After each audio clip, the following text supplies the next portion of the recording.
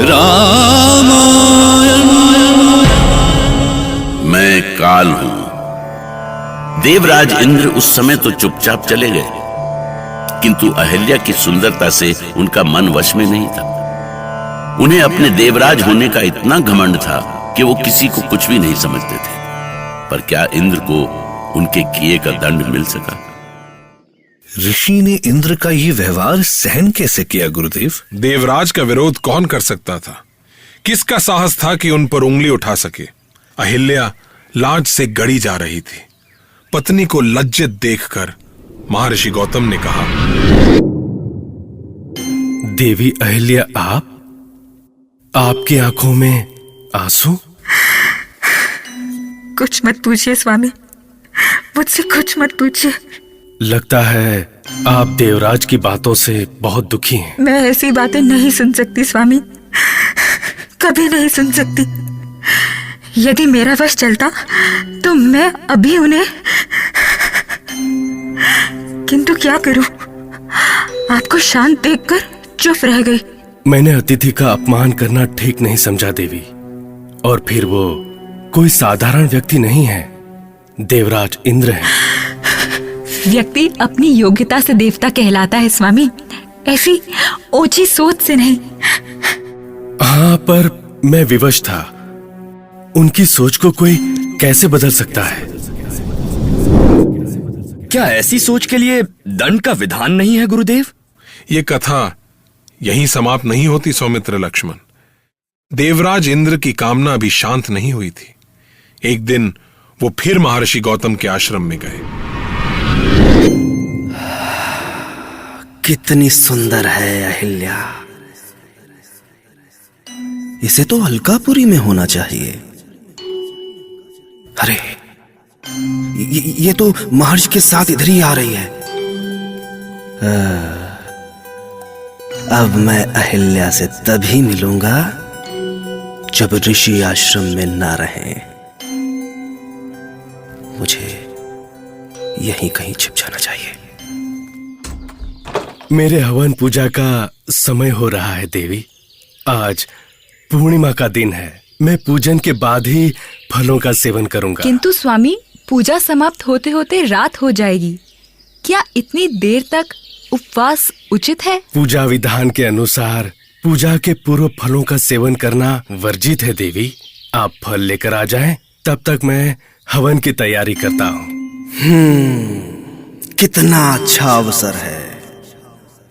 अहिल्या अकेली बन जाएगी। मैं वन में ही उससे प्रणय निवेदन करूंगा। स्वामी, मैं पहले से ही जानती थी कि आज आपका व्रत है, इसलिए मैं संध्या काल में ही फल फूल लेकर आ गई। आप महान है देवी। ये तो अनर्थ हो गया। अहिल्या वन में नहीं जाएगी तो मैं उसे मिलूंगा कैसे? ओम सर्वभूताय नमः। ओम चंद्राय नमः। ओम रुद्राय नमः। ओम इंद्राय नमः। मुझे किसी भी तरह महर्षि गौतम को आश्रम से बाहर निकालना होगा। भोर होने में अभी बहुत देर है। हाँ, यदि मैं मुर्गा बनकर बांग दूं तो महर्षि भ्रमित होकर स्नान करने चले जाएंगे। भला कौन सोच सकता है कि इंद्र अपनी भावनाओं को तुष्ट करने के लिए इतने नीचे गिर सकते हैं? अब देखना यह था कि उनकी इस चाल का परिणाम क्या होगा। देवी अहिल्या, सवेरा होने वाला है। मैं स्नान ध्यान के लिए निकल रहा हूँ। आप पूजा की तैयारी कीजिए। ठीक है स्वामी। अब मुझे ऋषि गौतम बनकर अहिल्या के पास जाना चाहिए। देवी, देवी, क्या आप पुनः सो गईं? द्वार खोलिए देवी। स्वामी, आप तो अभी भूल हुई देवी। अभी रात्रि का दूसरा प्रहर बीत रहा है।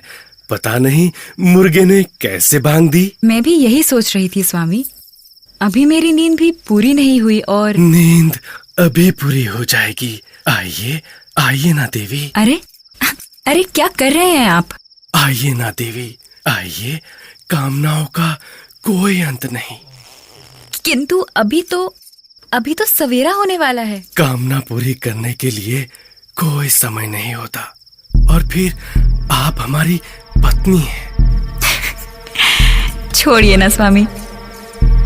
तभी ऋषि गौतम अपनी कुटिया में लौट आए, पर अब उनके सामने वो आने वाला था जिसकी वो कल्पना भी नहीं कर सकते थे।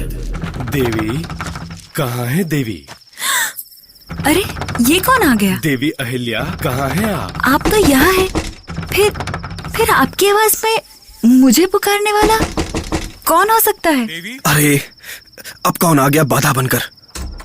ठहरो, कौन हो तुम?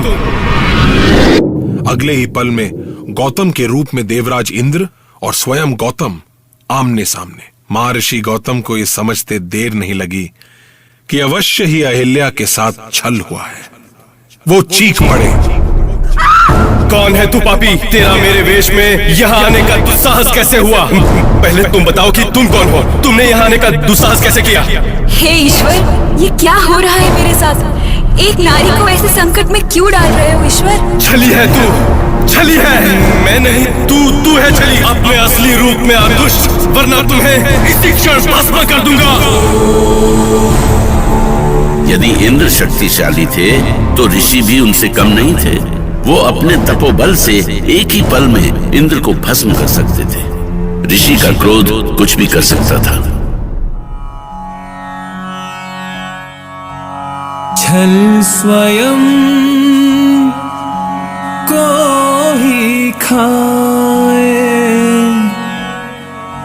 छली बहुत पछताए। जो कपास की नाव छूते, जो कपास की नाव छूते, जल को डूबत जाए।